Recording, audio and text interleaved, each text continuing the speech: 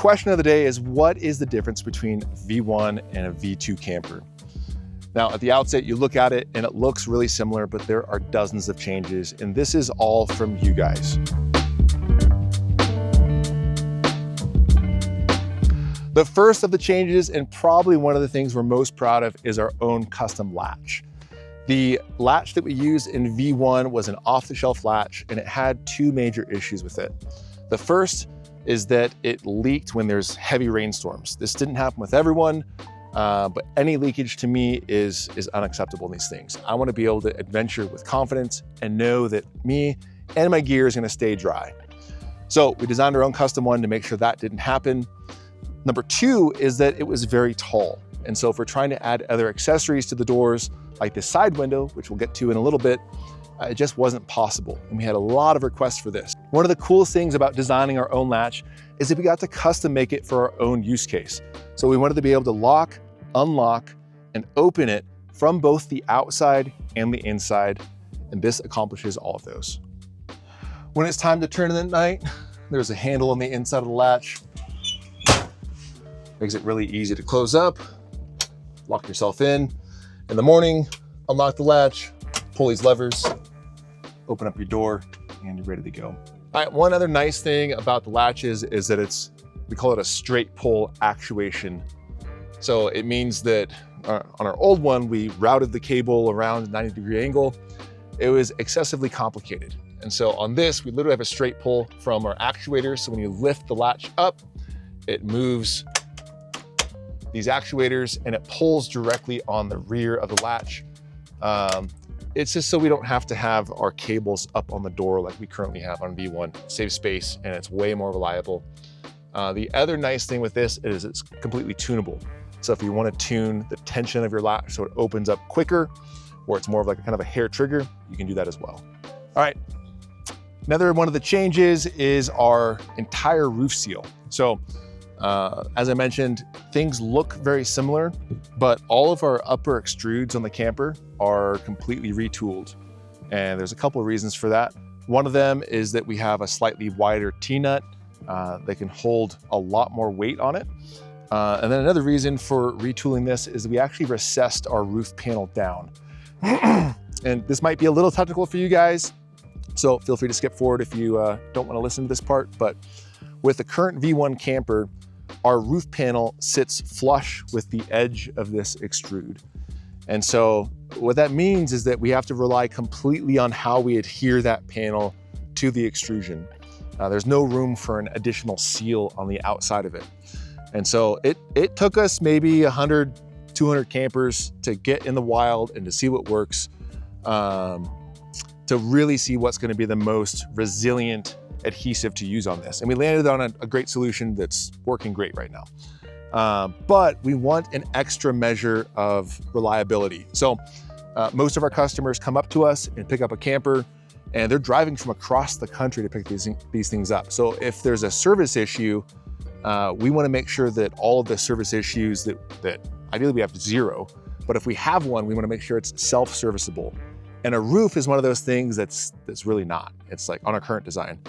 We call it reskin it. You know, take the roof off. We don't really patch them. That's not really acceptable to us. We just redo it. And so all this means with V2 is that we recessed it. We have a whole new design. So we actually learned with our rear window, it's really hard to bond plastic to metal. And we found an incredible primer and sealant that we're actually using for our roofs now.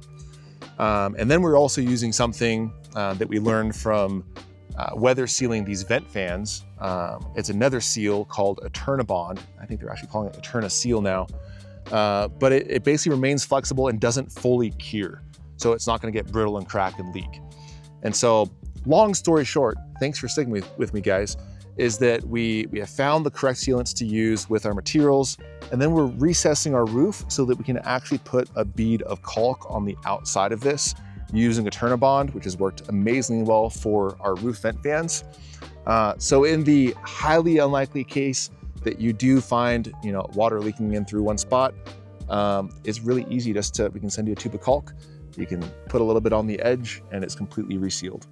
So I hope that is helpful for you guys to see how we're doing on new roofs.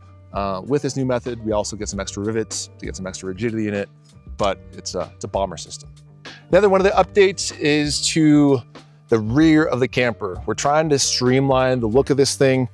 And the idea came to us since we're using LED strips inside of our extrusions for all of our interior lighting. What if we did that with our third brake light so we can clean up the rear of the camper?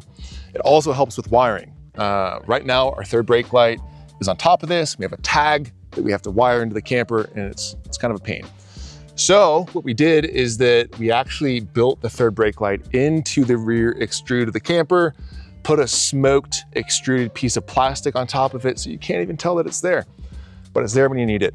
Also in there is a new accessory, which we'll get to later, is the rear chase light. There's basically 2 LED strips inside of there. So pretty stoked on that just from a visual aesthetic. Honestly, I don't want to admit this, but I got the inspiration from the Cybertruck. I don't even like acknowledging that that's a truck or vehicle or exists, but that might be the one cool thing on it. So thanks, Elon. Another difference is the side and rear hinges. We've completely updated them to be what we call mechanically captive. Before we had kind of a ball and socket design, and if the tolerances weren't perfect or sometimes dust could actually push the ball out of the socket, and we had a couple doors fall off while people were adventuring. And that's completely unacceptable. So we changed that to a design that is called a hurricane hinge. It's basically, it's mechanically captive. So the main extrude lips over and the hinge is captive inside of it. And actually the pivot point is inside, so there's no way that it can pop out. Another standard feature on the V2 are the tent locks, and you'll find one on each side of the tent using the same key as the doors here. This is just to give you that extra peace of mind when you're out and about exploring. The difference between V1 and V2 is that we updated the channel size for the T-slots on the upper extrudes, and these are the ones that we retooled for this. So when you're ordering T-nuts, we're gonna have what we call upper and what we call lower T-nuts. This also includes channel covers. So go on the website, check out, it's basically anything that is above your uprights is going to take an upper T-nut and an upper channel cover. Anything including your uprights and then also your lower extrudes and let's see here, your bulkhead is going to be the lower T-nut and lower channel cover. All right, guys, I hope this was clear, showing you guys the differences on the base model of the V2 camper. There are a lot of things that make V2 awesome that are accessories that are optional. This video just went over basically the subtle nuances between V1 and V2. So go check out the full walkthrough video if you want to see the new V2 accessories. Thanks for watching.